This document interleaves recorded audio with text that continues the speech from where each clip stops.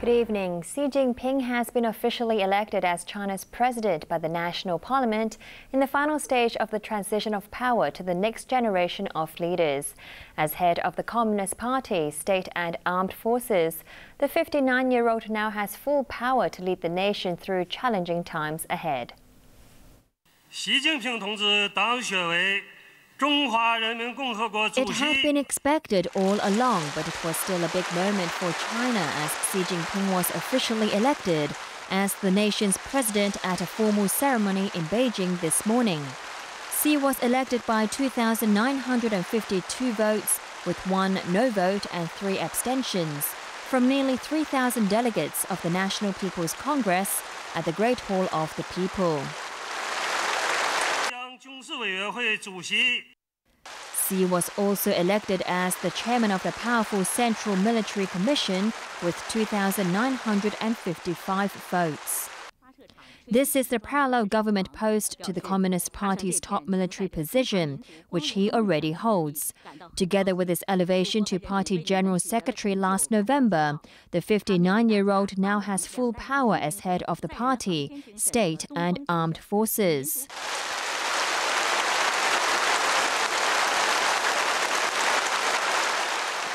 This is China's second orderly transition of power, following Hu Jintao's elevation to president 10 years ago. Unlike his predecessor Jiang Zemin, who held on to the top military post even after stepping down as party leader in the last leadership transition, Hu gave up the Central Military Commission chairmanship right away. In the other non-surprise today, Li Yuanchao, who is not a member of the all-powerful Politburo Standing Committee, was formally endorsed as vice president. The 61-year-old, seen as a possible reformist and close ally of Hu, got 2,839 votes. The NPC also formally elected Politburo Standing Committee member Zhang Dejiang as chairman of the NPC Standing Committee. He replaces Wu Bangguo as China's top lawmaker and is now number 2 in the official rankings of state and party leaders. Also elected today were 161 members of the 12th NPC Standing Committee out of 174 candidates, bringing the 7% margin in the previous election 5 years ago to 8. The next big event in Beijing will be tomorrow, when Vice Premier Li Keqiang is officially elected as the successor to Premier Wen Jiabao. China's new president has already put the focus on austerity and fighting corruption in the party. He knows a thing or two about austerity, having experienced poverty and hardship, despite being a so-called princeling. ATV's Bo Lang reports. It came as no surprise when Xi Jinping was elected today as president of the world's second biggest economy. He had been groomed for the job over the past few decades. His steady climb up the leadership ladder was no doubt helped by his family connections, although things were not rosy at the start. His father, Xi Zhongsheng, was ousted as vice premier in 1962 before the Cultural Revolution and was eventually thrown into prison.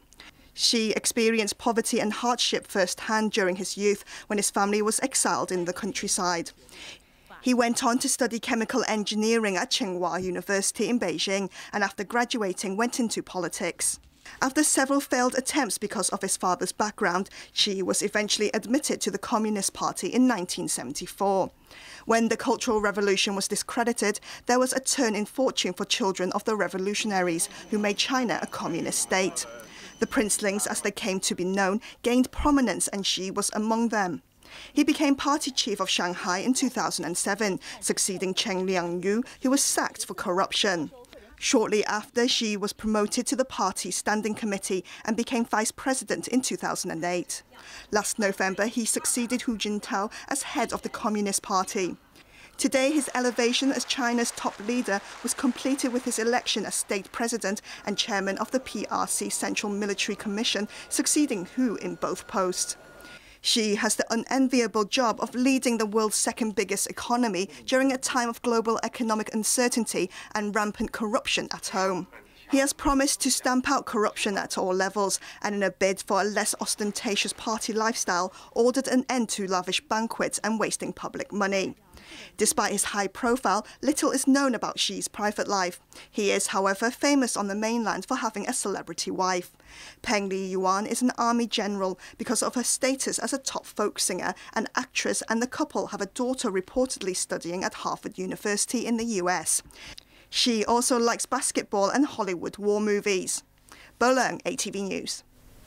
Overseas, cardinals at the Vatican have broken with tradition by electing the first non-European pope in 1,300 years.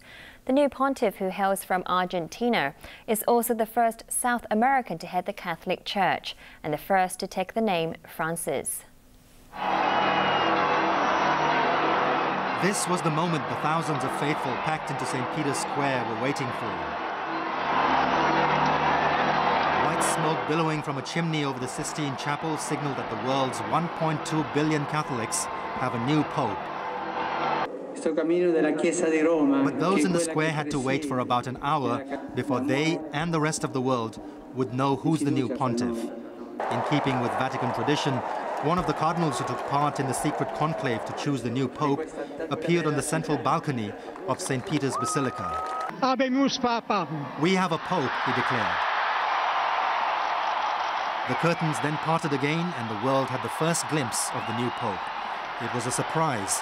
The man who approached the balcony wasn't a frontrunner, but after 5 rounds of balloting, Argentina's Jorge Bergoglio had secured the 2/3 majority from his 114 fellow cardinals to become the 266th pontiff in the Church's 2,000-year history. Pray for me, he told the cheering faithful. He also joined the crowd to pray for his predecessor, Benedict, the first pope to resign in 600 years. Renowned for his simplicity, the new pope even cooks for himself, and his work for the poor, he has a string of firsts. He's the first non-European pontiff in 1,300 years, the first from South America, home of 42% of the world's Catholics, and the first to take the name of Francis, in honor of the 12th century Saint Francis of Assisi, who shunned wealth to live a life of poverty. The 76-year-old is also the first Jesuit to be pope. Good night and have a good rest, Francis told his well-wishers before leaving the balcony to prepare for his installation on Tuesday. China says it's hoping for improved relations with the Catholic Church, but it wants the Vatican to stop interfering in the country's religious affairs and scrap diplomatic ties with Taiwan. Hong Kong Catholics are also hoping the new pope will normalize ties with China. ATV's Emily Sue reports. Hong Kong had a role in the selection of the new pope. John Tong made history by becoming the first cardinal from the city to vote in the conclave. Catholics in Hong Kong are now pinning their hopes on Pope Francis helping establish ties between the Vatican and Beijing. But the Vicar General of the Hong Kong Diocese says Beijing should first respond to overtures from the Vatican. Any relationship depends on both sides. As a bridge, you cannot just have a one end. You need to have two ends. I think Vatican is always willing to have dialogue with China government on the issue of normalization of their diplomatic relationship. But at the same time, it seems that China is not very eager in doing so. China cut ties with the Vatican in 1951 after the papal state recognized Taiwan. Relations also worsened as the mainland's underground Catholic Church continued to pledge allegiance to the Pope and shrugged off efforts by Beijing to persuade believers to join the state-sponsored church. Beijing also angered the Vatican by appointing bishops without the Pope's endorsement. Retired Hong Kong Cardinal Joseph Sen believes Francis will make improving ties with Beijing one of his priorities. Sen knows the new Pope personally, having worked with him previously at the Vatican. He said Francis has a deep interest in China. But Sen noted that both the Vatican and China haven't been too keen on communicating in the past, and this hasn't helped in furthering ties. Turning to church matters, Sen described the new pontiff as a breath of fresh air, which the church needs now, and highlighted his humility. Sen has been an outspoken advocate of democracy. Speaking today after the secretive election, in which only 115 people chose the leader of 1.2 billion Catholics, he said while Francis shares some qualities with his predecessor Benedict, some reform will be welcome. So I think we need really such a new Pope, but in the orientation of faith, he's exactly as Pope Benedict. So we are going to have a continuity, which is also very important. So continuity, but with also some reform, which is exactly what the Church needs. Hong Kong Catholics will mark the election of the new Pope by holding a Thanksgiving Mass next week. Emily Siu, ATV News. Former LegCo President Rita Fan has been re-elected as a member of the NPC Standing Committee, but with a greater number of delegates voting against her. Fan said she had been expecting more opposition because of her outspoken views. Bo Lang reports.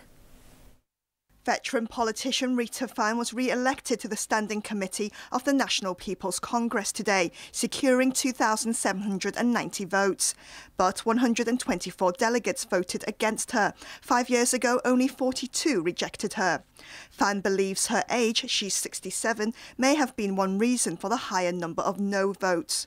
But she admitted that she was expecting even more votes against her because of her vocal opinions, especially in criticising Chief Executive Leung Chun-ying. Some people feel that my position or my comment is not to their liking. So when we had the election of the Hong Kong deputy in Hong Kong, I lost quite a number of votes. Compared to last time. I think the same has happened here in Beijing. But Fan insisted it won't stop her from speaking her mind. I think I am not able, or I don't have the ability to try to please everybody. I could only say things which I believe in. Fan added she doesn't know who voted against her, but she believes those delegates may have misunderstood her views.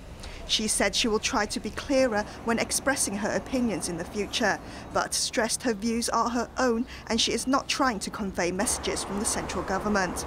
Fan caused a storm when she said there could be some form of screening before Hong Kong chooses the next chief executive through universal suffrage in 2017. The former LegCo president said the democratic procedures stipulated in the Basic Law could involve a voting process or a primary. Fan said those views were her own, but the remark triggered a storm of controversy in Hong Kong, with pan-Democrats accusing China of trying to ensure that the winner will be a Beijing loyalist. Bo Leung, ATV News. The Housing Authority has raised income and asset limits slightly for people who apply for public rental homes. This comes as more banks are raising mortgage rates for new borrowers, causing a drop in property prices. ATV's Britton Clenett reports. Just one day after banking giants HSBC and Standard Chartered raised mortgage lending rates for new borrowers by 0.25%, another local bank has followed suit. Hang Seng Bank announced this afternoon its rate for new residential mortgages will also rise by 25 basis points with immediate effect. The revision will see the current prime rates minus 2.25